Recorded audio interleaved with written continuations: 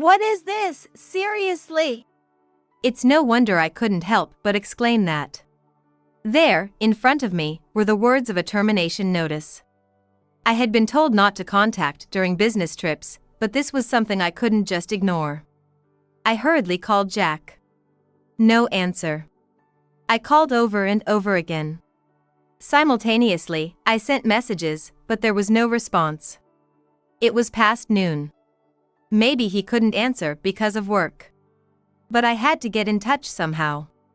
After persistently calling, he finally picked up. Hello, Jack. Don't you know not to contact me during work hours? Jack immediately started yelling as soon as he answered. I'm sorry, but it's urgent. You see, I've received a certified letter from the company. I told you not to contact me while I'm on a business trip. Jack was not willing to listen at all. What are you gonna do if your actions ruin the contract? It seemed impossible to get him to listen. All right. I decided to keep silent about the termination notice. As a result of not contacting at all. My name is Sarah Johnson, 30 years old. I work from home as an industrial designer. Simply put, as an industrial designer, I design the shapes of products. I used to be an employee of a major company, working from home, but now I've become independent and freelance. Thankfully, my work is going well, and I'm earning a decent income. At 26, I married Jack, whom I met through a friend's introduction. Even after getting married, I continued to work for the company, but when I became pregnant with our 2-year-old son, Kyle, I switched to working from home. Since then, I've been working from home, while Jack worked at the office. After maternity and parental leave, I returned to work from home, although my salary was a bit lower than when I was going to the office. Still, it's easier on my mind and body than commuting and leaving the child in daycare. Our company really created a great system. However, Jack seemed unsatisfied with my reduced salary. Shouldn't you go back to work even if it means putting Kyle in daycare? We've got a mortgage to pay, and with the economy being down, the company's performance isn't looking up either.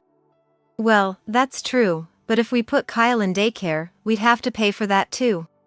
I think it would end up costing about the same. When we got married, Jack and I took out a joint mortgage to buy our new home. Renting is like throwing money away. It's better to stretch a bit and buy a place, it'll be easier in the long run. Jack, who works at a securities company and is a bit fussy about finance and assets, would argue. Convinced by his point, I agreed, and we bought the apartment. Located near a convenient station for commuting, it was a bit pricey, but we were told it would appreciate in value. Life was peaceful until I started working from home, but then Jack began to show his discontent.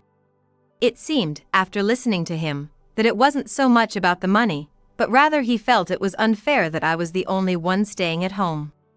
If the costs are gonna be the same, you might as well go back to work. Staying home all the time leads to a lack of exercise and isolation from society. Sure, there's some truth to that, but with my first childbirth and now childcare, it's easier on my body to stay home. Getting help is difficult, as both Jack and I are from out of town and our families live far away. We can't easily rely on either side for assistance. When I brought up this topic, I could sense Jack's real feelings from his muttered response. It's unfair that only Sarah gets to stay home. I wish I could too. But there's a difference in our jobs. I'm a designer, and Jack is in sales. I can finish designs on my computer and just send the data. But Jack's work can't be done from home. That's true, but still, it feels unfair that only Sarah gets to enjoy this nice house, he'd complain. Hearing these words surprised me. What do you mean enjoy alone? This is our home, yours, mine, and Kyle's. First of all, we're both paying the mortgage. The rights should be split equally. Jack's childish remarks made me worry if he was really okay, even as a father. Kyle was growing up well, and I was managing both childcare and work from home. I also took the bold step of becoming independent. As my work was well received, and I started getting offers from business contacts. However, around that time, Jack began coming home late and working more on weekends. It's a tough economy. I gotta work harder or my sales allowance will keep shrinking. He'd say with a sarcastic sigh. Lucky are those who can work comfortably at home. No need to endure crowded trains to commute, must be nice. He'd say, as if implying I was lounging at home while he worked hard. But that's not the case. I'm taking care of the child and household chores while working from home. I often have to go out for work and other necessities.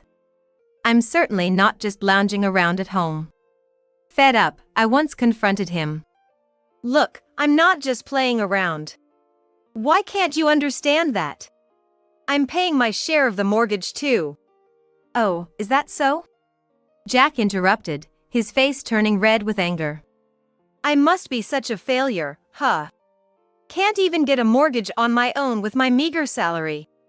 I never said anything like that. Unlike the talented designer that you are, I have to desperately plead with unpleasant clients every day just to get paid. It always felt like that, no matter what I said. Jack would only take things negatively. I got so tired and eventually stopped talking to him altogether. It seemed pointless to say anything. And gradually, I started to wonder if there was any point in living together. But Jack was Kyle's father. The thought of taking away his father seemed selfish, and that held me back. Maybe because I stopped talking, Jack started behaving even more selfishly and eventually almost stopped contributing financially. It was supposed to be a joint mortgage, but now it looks like I'm paying it all by myself. It's tough, but with my current income as a designer, I can manage the mortgage and living expenses on my own. Jack probably knows this, and that's why he's behaving like that. I think if we were at risk of losing the house because we couldn't pay the mortgage, he'd contribute something. Jack is that kind of calculative person. And around that time, I started to have a suspicion. Maybe Jack had another woman and was spending his money on her. If that's the case, I'd have no choice but to take a drastic step. Of course, I'd make sure he pays what he owes. I wanted to find proof, but I didn't know how. The most reliable way would be to hire a detective agency, but that's expensive. If I knew the dates, times, or places to look, it would be easier, but with just a vague suspicion, I had no idea how much it would cost. Right now, I'm managing, but if Jack and I were to separate, there'd be future uncertainties. I'd prefer to save as much money as possible. Then one day, while I was feeling uneasy, a certified mail from the company arrived. Jack was on a business trip and had been gone for 2 nights and 3 days. Why would they send something like this on a day he's away? I was even more perplexed, but curious, so I decided to open it. Telling myself that if it was urgent, I needed to contact him immediately, I opened the envelope. What the heck is this? I couldn't help but exclaim. It was a termination notice. I was told not to contact Jack during business trips, but I couldn't just ignore this. I tried calling him. No answer. I called again and again. I sent messages too, but got no response. It was past noon. Maybe he couldn't answer because of work. But I had to get through to him. When I kept calling persistently, he finally answered. Hello, Jack? I told you not to contact me when I'm working. Jack yelled as soon as he answered. I'm sorry, but it's urgent. You see, there's this certified mail from the company. Don't contact me when I'm on a business trip. Jack wouldn't listen at all. What if you ruin a contract because of this? As he said that, I heard someone's voice in the background. Could it be? I quickly pressed the record button. Listen, I'll say it again. Don't contact me. Got it?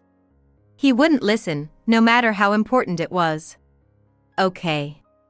I decided to keep quiet about the termination notice. I ended the call. Jack was the one who didn't listen, even though it was important. And I realized that even if Jack lost his job, it wouldn't affect me much. I'm a designer with a technical skill set, steadily building my career. When I started working from home, I was an employee. As an employee, I had to report daily to the company how many hours I worked and such. I needed to inform them even when I took a day off. But now, I'm independent, handling work not just from my former company but also from other clients. I'm completely freelance.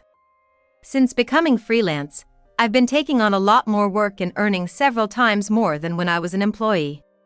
I could leave Jack and be just fine.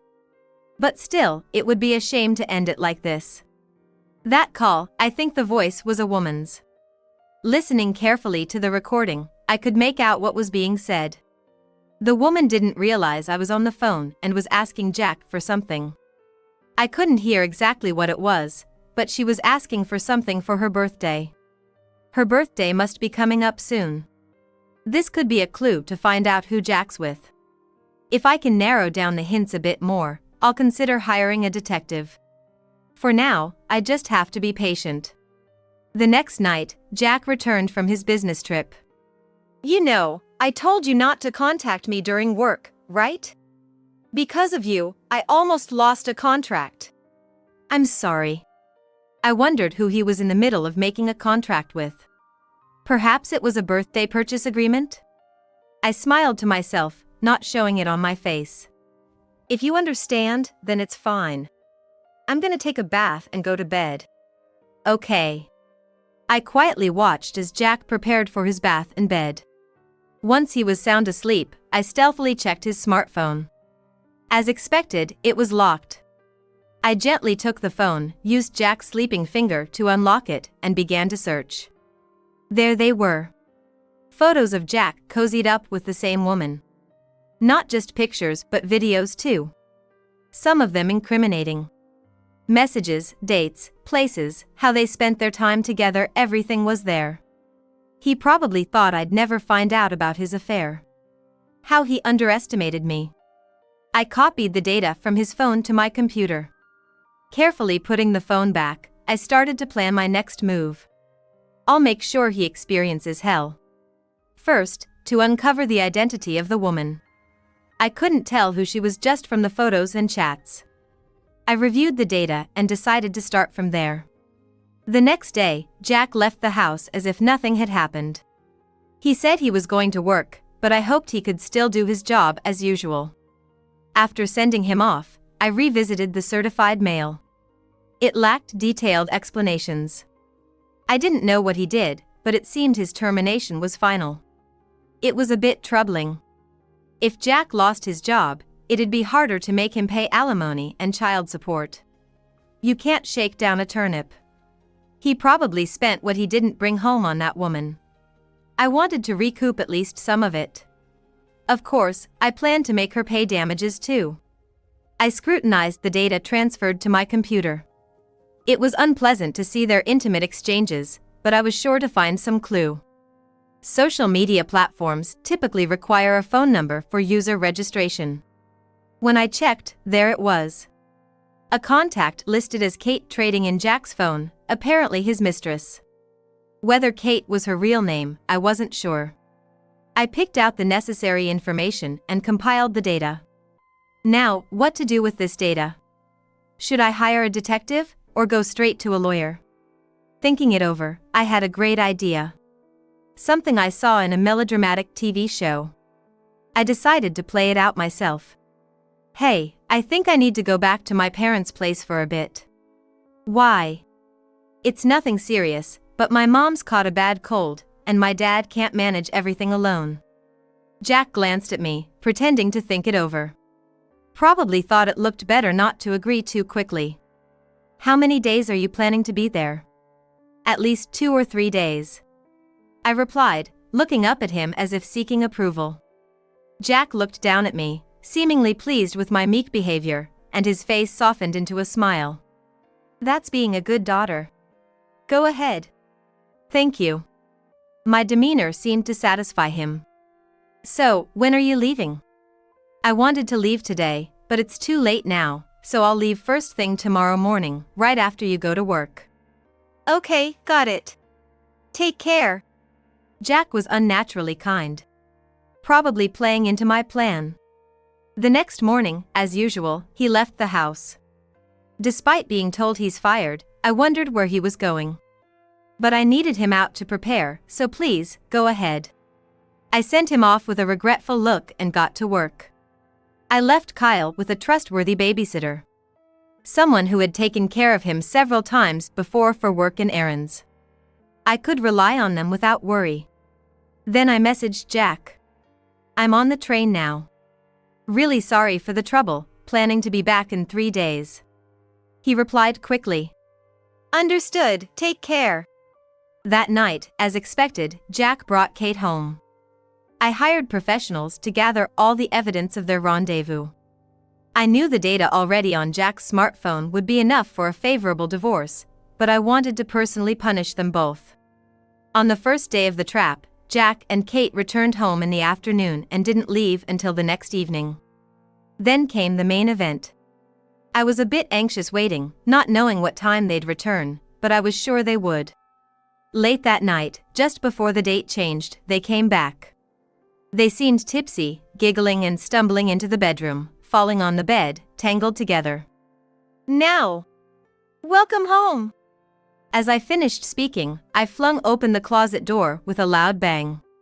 Kate screamed in shock and tumbled out of the bed. In the process, she hit her head against the cabinet beside the bed. Serves her right. What the? Jack hadn't fallen off the bed, but he was frozen in a bizarre position on it. He was lying on his back, arms thrust forward from his chest. It seemed he was so startled by my appearance that he accidentally pushed Kate away. That's why she flew off the bed and hit her head. Welcome home, dear. Jack lay there in his strange pose, eyes wide open, staring at me. He looked utterly ridiculous. Oh, we have a guest. I remarked as I slowly emerged from the closet and stood beside the bed, looking down at Jack with a full smile. I ignored the woman who had lost consciousness. You! Who is this lady? It's quite rude to sleep in someone else's house like this. Jack was at a loss for words. Well, that's okay, let's have a little chat, I said, pulling out my phone to make a call. Who are you calling? Oh, just someone, I replied, humming a tune as I ended the call and coldly looked down at Kate. What should we do with her? What do you mean what? Should we wake her up? Or let her sleep? Jack glanced back and forth between me and Kate, falling silent in apparent confusion. All right then. We don't want anything to happen to her, so let's wake her up. Hey, you, I said, shaking Kate gently. Kate groaned and slowly opened her eyes. Hey, you, I repeated. Kate looked dazed for a moment before realizing her situation and freezing in shock. We're going to have a talk now, so come over here, please. Kate remained frozen and didn't respond. Come here, please. Yes. She replied reflexively after I spoke a bit more sternly. I called both of them to the dining room and had them sit side by side at the table. I really don't want to have you sitting here, but well, you've already made yourself comfortable, haven't you? The table will do, I said, making it clear there would be no hospitality like tea. Now, I want you to answer some questions. If you're honest, I might consider certain things. Like what? Maybe reducing the damages you'll owe. The word damages turned their faces pale. So, when did it start? What? When did the two of you start this relationship? Be honest, or the damages will double. Jack's eyes darted around nervously. Kate just kept blinking rapidly. Since when? Today was the first time. Right? Yes. A lie caught. Really? Yes. We met today for the first time, and since you weren't here, we just got carried away. Yes. They both said, seemingly agreeing on their story. That's a lie. What? Ding dong. The people I had called arrived. I asked Jack and Kate to wait while I let my guests in the dining room. 2 professionals, a man and a woman in suits, entered. Please. The woman took out an envelope, and the man opened his laptop. Here, take a look. The screen showed yesterday's footage of Jack and Kate. entering the room, followed by the interior video. Hey, isn't this illegal filming? That's right, it's a crime, they protested. While Jack and Kate were making a fuss, the detective agency explained everything properly. Indeed, secretly filming someone is voyeurism. But if it's for the purpose of catching evidence of infidelity, it's allowed. Moreover, this was a job undertaken by professionals, meaning the detectives from the agency, following a request. Therefore, it doesn't constitute a criminal act. Got it?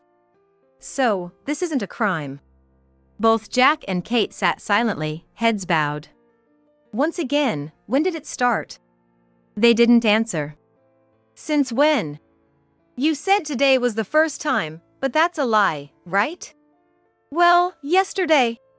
Jack began, raising his head to meet my eyes. I'm sorry. What I said earlier, it actually started yesterday. We drank too much, and one thing led to another. Yes, I'm sorry. They both apologized. So, you admit to the affair? Yes, we're sorry. But it was just this once. Sorry, it's true. It seemed they were trying to settle the matter with this version of the story. I told you before, if you lie, the damages will double. It's not a lie. Believe us. It's true. I brought over my laptop and placed it in front of them. If yesterday was the first time, then who are these people? I asked, showing them the photos and videos copied from Jack's smartphone, along with their social media interactions. Ah, another lie. You, taking stuff from someone's smartphone, that's a crime. Sorry to disappoint you, but this also isn't a crime. You heard the reason just now, right? Jack and Kate had nothing more to say and just sat in silence. Eventually, they resigned themselves to telling the whole story. Their affair had started 2 years ago, around the time Kyle was born. Jack said he felt neglected and lonely after Kyle's birth and listed various reasons for his actions. That's when he met Kate, and their relationship continued until now. He described it as a momentary lapse of judgment and expressed regret. Kate looked at Jack with disbelief. Understandably so. She had been showered with sweet words all this time, only to be now referred to as a mistake. Kate, with tears in her eyes, admitted the time they started their relationship but remained silent about the rest. It seemed futile to ask anything more. I'll arrange another day to talk with both your parents and Kate's parents. I thanked the detectives, sent them away, and also showed Kate out. Could you leave too? Maybe stay at a hotel or something. You might catch up with Kate if you're quick. I wouldn't do such a thing. Whatever. Just leave. I made sure to send Jack out as well.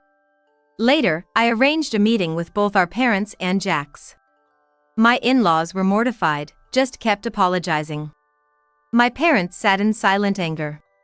I showed them all the evidence, including the conversation from the day I caught them. So, I want a divorce. I'll take custody of Kyle and demand child support and damages. Jack protested the amount I demanded, but I refused to budge. You've been deceiving me for 2 years and brought another woman into this house. Plus, you stopped contributing to the household expenses. My in-laws were shocked to hear this for the first time. My father-in-law even tried to hit Jack, but I stopped him. I don't want to see that. If you're going to do it, please do it where I can't see. My in-laws promised to cover the damages and child support. Regarding the apartment, I decided to take payment for my share of the mortgage up until now, and then leave the rest to Jack. I don't want to live in a tainted house. Just pay me my share, and then do whatever you want with it. It would probably end up being sold. But selling it now would only result in a loss. Jack had no capacity to keep up with the mortgage payments. It was unavoidable. I found out why Jack was fired from his company. He had caused significant losses to a client. Not just once, but multiple times. I thought it would definitely be profitable. But every single transaction I thought was surefire turned out badly. Jack explained. He felt overshadowed by my success after I became independent and started earning more. In an attempt to outdo me, Jack did something he shouldn't have, making unauthorized stock trades for his clients, causing them losses. Trying to fill the gap he created, he kept repeating the same mistakes, and things became unmanageable. Yet, he believed he would surely recover the losses someday, which is why he couldn't stop. Unaware that his company had caught on, he used his time with Kate to distract himself. That day, he had lied to the company, saying I was sick and he needed to care for me. Who would think they'd send a termination notice to a house with a sick person? Who's really being unreasonable here? It's hard to believe such words are coming from someone who lied to take time off work and go on a trip with another woman under these circumstances. The reason for his affair? After Kyle was born, you stopped paying attention to me. That's to be expected. When there's a baby, even taking care of oneself becomes secondary, let alone catering to a grown man's needs like a child. Tired and unamused by my constant attention to Kyle, he met Kate at a bar and was drawn to her. Kate was young and pretty, and she listened to everything I said with interest. I regained the confidence I had lost. They started a deeper relationship after celebrating her 20th birthday. Kate was 19 when they first met. I bought Kate anything she wanted. Her asking for things was cute. Sarah, you earn enough to buy whatever you want, so you never ask me for anything. To fulfill Kate's wishes, he stopped contributing financially to our home. The apartment has always been your place, I just slept there. So, I thought it was fair for you to pay for it. I remembered him saying that. Sarah, if you became a company employee again, you'd only be home for the same amount of time. Then it would be equal. So that's why he wanted me to stop working from home and commute instead. It's truly exasperating. The excuses Jack kept coming up with, none of them made any sense, no matter how I looked at it. But he blamed it all on me. If only Sarah had continued working like before and supported me, none of this would have happened, he said. Hearing these words, even my father-in-law broke down in tears. It was just pitiful. But that's no longer my concern. Just because they paid the amount I wanted doesn't mean my wounds are healed or that I can forgive them. But they agreed to pay the damages and child support for Kyle that I demanded. So I have to accept it as good enough. I also demanded separate damages from Kate. Thankfully, her parents were responsible and paid everything on her behalf. I had said that lies would cost double, but I decided against it. I have my principles. I settled the matter within those bounds. I'm sorry. Kate apologized, appearing before me with her parents, looking completely different from the drunken Kate I had seen before. She honestly talked about her past. Kate, originally from a rural area, was astonished by the stark difference when she came to the city. Her college classmates all seemed fashionable, flashy, and dazzling. Trying to keep up, she started working at a bar. That's where I met Jack. He said he wasn't getting along with his wife, that they were about to divorce. It was just taking time because of the child. I believed him. Kate seemed to have genuinely loved Jack. Jack was handsome and well paid. He bought me anything I asked for. I was happy that he listened to everything I said. That day, Jack had brought Kate to the apartment, saying they would soon live there together once I was gone. It seems he wanted to save on hotel costs, but Kate believed him. I thought we would soon live together here, and it made me happy. But then, Jack referred to me as just a momentary lapse. Kate said this with tears in her eyes. That's when I realized I was just being played. Her demeanor didn't seem deceitful. But I won't say I was deceived. I knew he was married and still got involved. It's my fault. I'm sorry. Kate and her parents apologized together. The truth is unclear. Perhaps, Jack did have genuine feelings for Kate at some point. However, in the end, he chose to prioritize his own interests. It seems that his understanding of the situation was ultimately shallow. He's someone who selfishly acts on whims, just like a child, relying on his wife, then feeling neglected and unappreciated. Kate would be better off forgetting about such a man. Kate has since quit college and returned to the countryside with her parents to start over. I'll work and pay back what my parents covered as soon as possible. Although I once despised her, I now hope she finds a straight path in life and happiness. Afterward, Jack was fired from his company and sued for the losses he couldn't cover. That was expected. He lied to the company to take time off and was caught embezzling for his escapades. It wasn't just causing losses to clients, he used that money for personal enjoyment, which led to his judgment. Though he received a suspended sentence, his future is uncertain. I feel sorry for my in-laws, who were good people, but it was a deserved outcome. I've returned to my parents' home, where they help me with Kyle while I continue working. Despite the personal turmoil, my career is going well. Kyle's growth is now my sole comfort. For now, I think I don't need a man in my life. But like Kate, who's gone back to start anew, I too hope to meet someone truly trustworthy someday. I believe there's still someone good out there for me. Life is still long. It's too long to stumble over a single failure and give up. I want to show Kyle a forward-looking, resilient spirit. Never to become someone who loses everything due to childish dependency, like his father. For that reason, I will keep looking ahead, hold my head high, and keep walking. I will never give up on any happiness.